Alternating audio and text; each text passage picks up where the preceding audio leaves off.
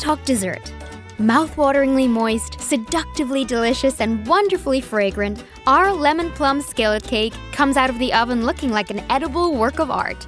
Start by whisking your basic dry ingredients together and set aside. Nothing to it, right?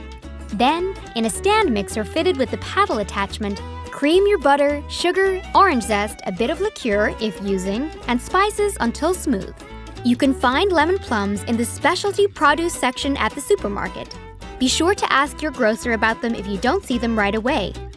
Though impressive in presentation and arousing in taste, making a plum skillet cake is easy. Now, add the dry ingredients and sour cream, alternating between the two, lightly blending after each addition. Did you note the part about alternating?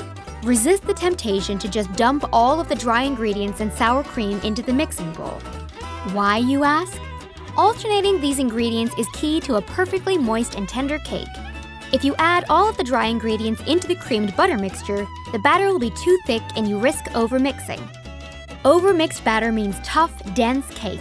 If you add all of the sour cream, it can saturate the creamed butter mixture, which can't absorb all of the liquid at once and cause the mixture to separate.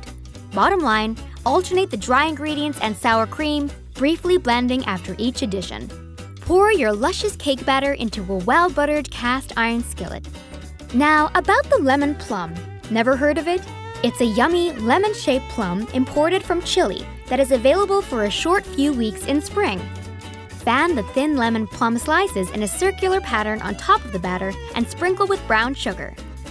Slide the skillet in the oven and, within the hour, you'll be swooning over the lovely fragrance wafting through your house and drooling over the beauty of a cake you just baked.